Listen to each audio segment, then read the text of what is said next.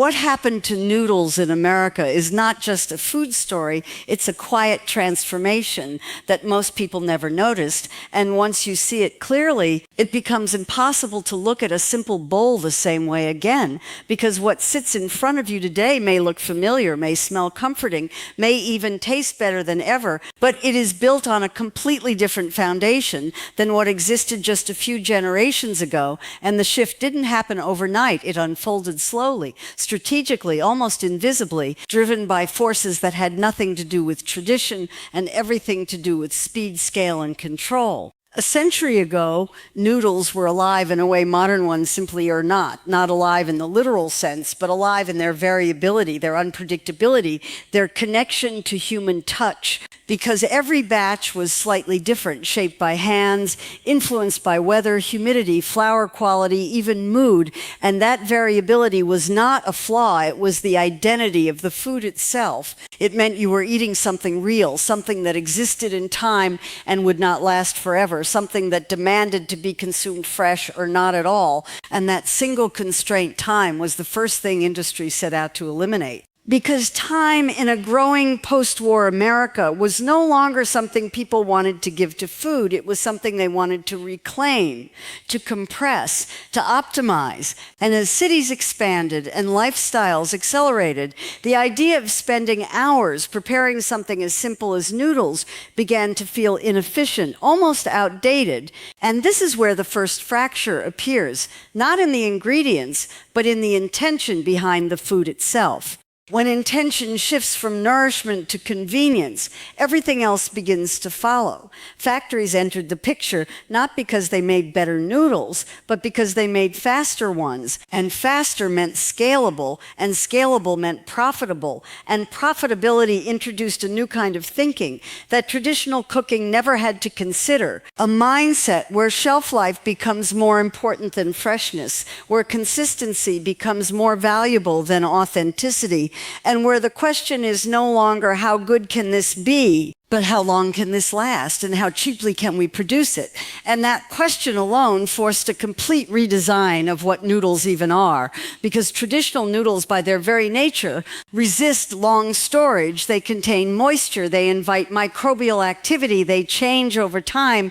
And if you want to sell something nationwide, something that can sit in warehouses, travel across states, survive temperature fluctuations, and still be edible weeks or months later, you have to fundamentally alter its structure. And that alteration begins with removing water. But it doesn't end there, because once you take moisture out, you also take out part of the texture, part of the experience, and now you need to rebuild that experience artificially. And this is where science quietly replaces tradition. Dehydration seems simple on the surface, but what follows is a chain reaction of decisions that reshape the entire product, because once noodles are dried, they become brittle, lifeless, incomplete, and to bring them back, you need to design a system where hot water can reverse that process quickly, efficiently, and consistently, and that requirement leads to pre-cooking, to structural manipulation, to the introduction of processes that were never part of traditional noodle making. And then comes the step that most people never think about, the frying. Because many instant noodles are not just dried, they are flash fried in oil. And that oil does more than preserve, it transforms. It locks in a porous structure that allows water to re-enter rapidly, giving you that soft texture in minutes. But at the same time, it embeds fat deep into the product, meaning you are consuming something that has already undergone a level of processing far beyond what your senses can detect. And this is where perception begins to diverge from reality. You think you are eating something simple because it looks simple, but simplicity in appearance no longer reflects simplicity in composition. And this gap is where modern food operates most effectively, because as long as the visual and emotional cues remain familiar, the underlying changes go unquestioned. And companies understand this at a level most consumers never consider, which is why the packaging, the branding, even the naming often lean into tradition, into comfort, into the illusion of continuity, while the product itself continues to evolve further away from its origin. And then comes the flavor packet, small, unassuming, easy to ignore. But in many ways, it is the most engineered part of the entire experience because it is designed not just to taste good, but to taste immediately impactful, to deliver a hit of flavor that feels satisfying within seconds. And to achieve that, it relies on precise combinations of salt, flavor enhancers, and aromatic compounds that interact with your senses in a way that traditional seasoning never needed to, because traditional food relied on time, on slow development of flavor, on depth that emerged through cooking. But instant noodles do not have time, they have minutes, sometimes seconds. And so the flavor has to arrive all at once, intense, concentrated, unmistakable. And this intensity does something subtle but powerful. It recalibrates your expectations. It teaches your brain that this is what noodles should taste like, that this level of saltiness, this depth of umami, this immediacy of satisfaction is normal. And once that expectation is set, anything less begins to feel lacking, even if it is closer to the original form. And this is how food doesn't just change physically, it changes culturally. It reshapes taste itself, and over time, what was once considered rich becomes standard. What was once occasional becomes routine, and what was once processed becomes invisible simply because it is everywhere. But beneath that normalization lies a different reality, one that your body experiences even if your mind does not consciously register it, because the way modern noodles are structured affects how they are digested, how quickly they break down, how they interact with your metabolism. And while the differences may not be immediately obvious in a single meal, they accumulate over time, subtly influencing energy levels, satiety, even long-term health patterns. And this is where the story shifts again from what we eat to what it does to us. But to fully understand why this transformation happened, you have to look beyond the food itself and into the system that produces it, because no change at this scale happens in isolation. It is driven by incentives, by economics, by the logic of an industry that operates on volume, efficiency, and repeatability. And in that system, the ideal product is not the most authentic one. It is the one that can be produced at the lowest cost, stored for the longest time, shipped the farthest distance, and consumed with the least effort. And instant noodles fit that model almost perfectly, which is why they became so dominant, not just in the United States, but globally, because they solve multiple problems at once. They are cheap, convenient, accessible, and highly palatable. And in a fast-paced society, those qualities are incredibly powerful. And yet, something is lost in that optimization, something that is hard to quantify but easy to feel once you become aware of it, the connection between food and time, between preparation and appreciation, between effort and experience, because when food requires nothing from you, it also gives something different in return, something more immediate, more efficient, but perhaps less meaningful. And this is not about nostalgia or romanticizing the past. It is about recognizing that when we change the way food is made,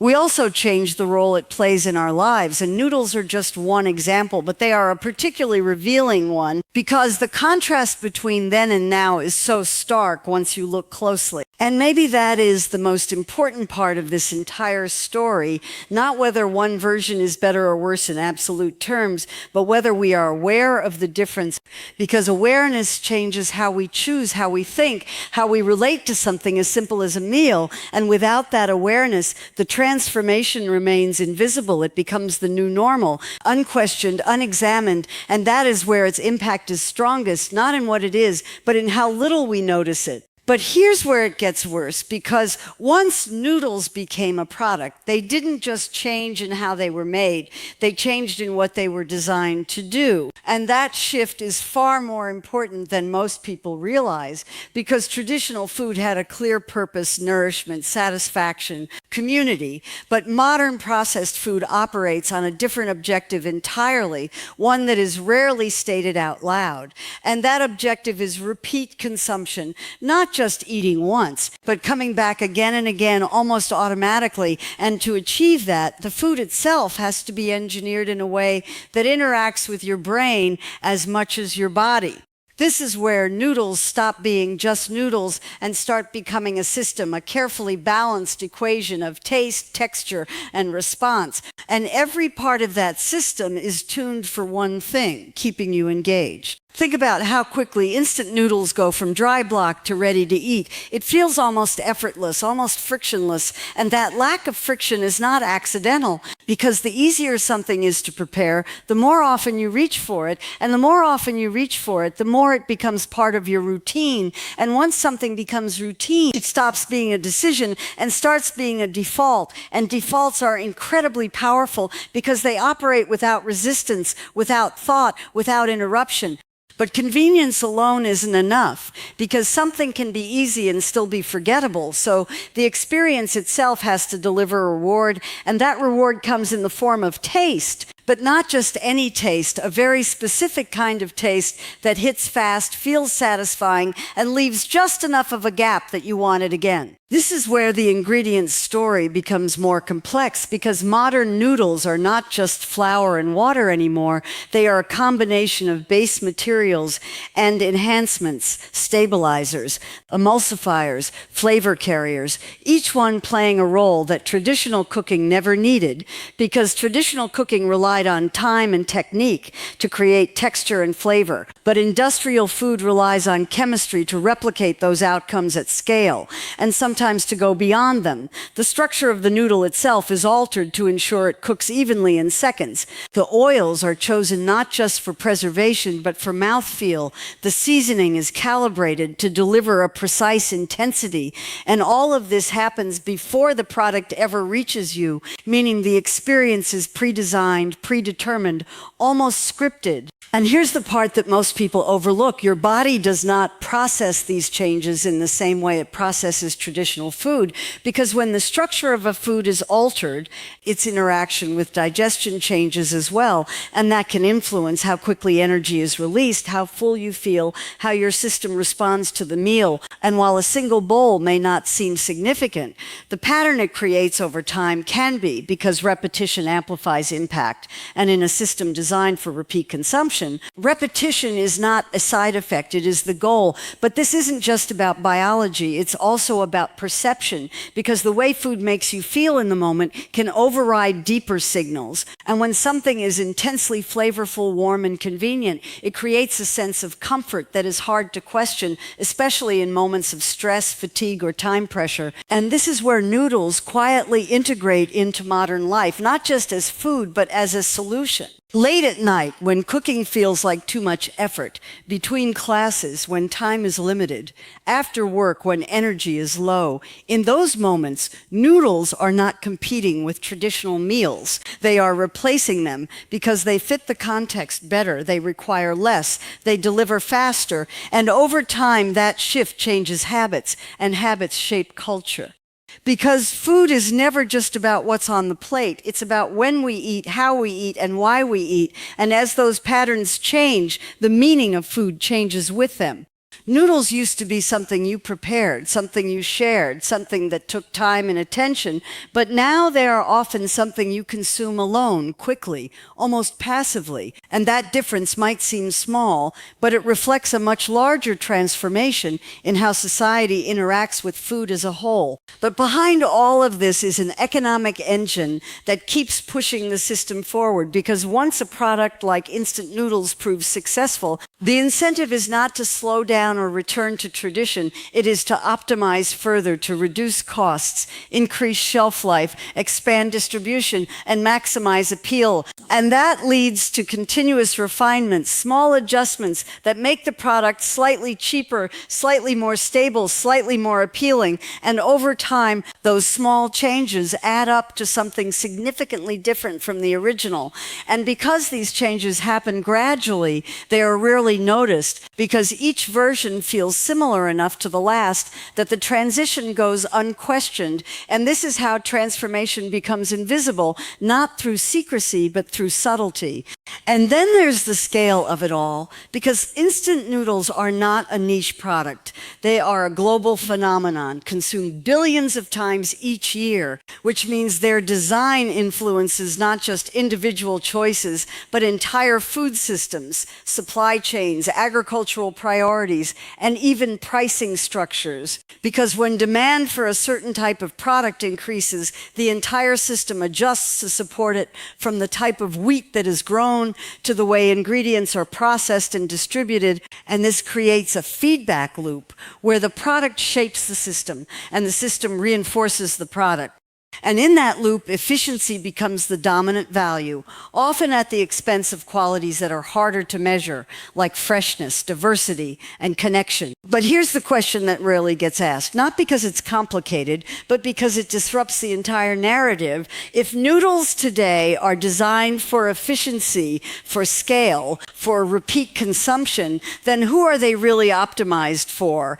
Because from one perspective, they are incredibly successful, they solve real problems, they provide affordable, accessible food to millions of people, and that cannot be ignored. But from another perspective, they represent a shift away from something more balanced, more intentional, something that required more, but perhaps offered more in return. And the truth is, both of these perspectives can exist at the same time, because this is not a simple story of good versus bad. It is a story of trade-offs, trade-offs between time and quality, between cost and complexity, between convenience and connection. And every time you choose a product like instant noodles, you are participating in those trade-offs, whether you realize it or not, because your choice reinforces the system that created it, and the system responds by producing more of the same, refining it further, making it even more aligned with the conditions that made you choose it in the first place. And this is where the cycle becomes self-sustaining, because the faster life gets, the more valuable convenience becomes, and the more valuable convenience becomes, the more products are designed to deliver it, and the more those products shape habits, the faster life begins to feel. So what started as a simple solution to a practical problem, making noodles last longer and cook faster, has evolved into something much larger, a reflection of how modern society prioritizes speed, efficiency, and accessibility, often without fully considering the long-term implications of those priorities. And again, this is not about rejecting modern food entirely. It is about understanding it, seeing the layers beneath the surface, recognizing that what looks simple is often anything but, and that awareness alone can shift how you engage with it. Because once you understand that your noodles are not just a neutral product, but the result of decades of optimization, engineering, and economic pressure, you start to see them differently, not necessarily as something to avoid, but as something to question, to contextualize, to place within a broader picture of how food has changed and continues to change. And that perspective opens the door to a deeper question, one that goes beyond noodles and into the future of food itself. If this is where we are now, what comes next? And more importantly, do we even notice when it changes again? And this is where the story stops being just about noodles and starts becoming about control. Because once food reaches this level of optimization, where every variable is tuned for efficiency, taste, and repeat consumption, the question is no longer just what are we eating, but what is shaping our choices without us realizing it. And that shift is subtle, almost invisible, because nothing feels forced, nothing feels imposed. It all feels like preference, like convenience, like personal choice. But when millions of people begin choosing the same thing, in the same situations, for the same reasons, patterns begin to emerge. And those patterns are not random. They are the result of a system that has learned exactly how to fit into modern life. Because think about it carefully. Instant noodles don't demand anything from you. They don't require planning. They don't require skill. They don't even require attention. And in a world where attention itself is becoming scarce, that makes them incredibly powerful because they align perfectly with a lifestyle that is constantly moving, constantly distracted, constantly looking for the fastest possible solution. And food, which once required you to slow down, to engage, to participate, has now adapted to that pace. It has become something that fits into the gaps rather than something you build your time around. And this is not just a change in food, it's a change in rhythm, in how daily life is structured. Because when meals become shorter, simpler, more isolated, something else quietly disappears with them. The shared experience, the pause, the moment where food is not just fuel but interaction. And noodles, in their modern form, are a perfect example of this shift because they are designed for individual consumption, quick preparation, minimal involvement. And while that makes them incredibly practical, it also changes their role completely. They are no longer an event, they are an interruption filler, something you consume between other things. And over time, that reframes how we think about eating altogether. But here's where it becomes even more interesting. Because as food becomes more efficient, it also becomes more predictable. And predictability, while comforting, reduces variability. And variability is where much of the richness of traditional food comes from. The slight differences, the unexpected textures, the subtle changes in flavor. And when those are replaced with consistency, something else is gained. Reliability, but something is also lost. Something harder to define, but deeply tied to experience. And yet the system continues to move in this direction, not because it is malicious, but because it is logical, because efficiency scales, consistency sells, and convenience wins in a fast-paced environment. And noodles are simply one of the most refined examples of that logic in action. But what makes them so revealing is how normal they feel, how unremarkable, how easy it is to accept them without question. And that's what makes this transformation so powerful. Not that it happened, but that it happened quietly, without resistance, without widespread awareness, simply by aligning itself with what people needed at the time. But here's the part that changes everything once you see it clearly. The system that reshaped noodles is not finished. It is still evolving, still optimizing, still learning. And the next versions of food may look even more convenient, even more efficient, even more tailored to your habits, your preferences, your routines.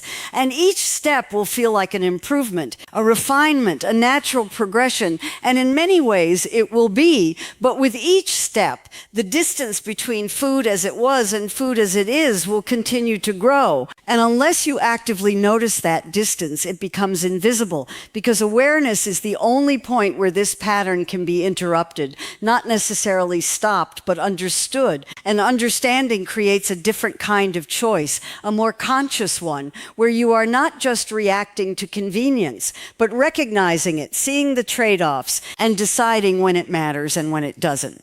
And this is not about rejecting modern noodles or any modern food entirely, because they exist for a reason. They solve real problems, they fit real lifestyles, but it is about not confusing them with what came before, not assuming they are the same just because they share a name, because they are not. One is rooted in time, in process, in limitation. The other is rooted in speed, in scale, in design, and both have their place, but only one requires you to slow down. And maybe that's the real question this entire story leads to. Not whether noodles have changed, because they clearly have, but whether we are willing to change how we relate to them, even slightly, even occasionally, by noticing what we are eating, by recognizing the system behind it, by understanding that something as simple as a bowl of noodles can carry decades of decisions, innovations, compromises, and intentions within it.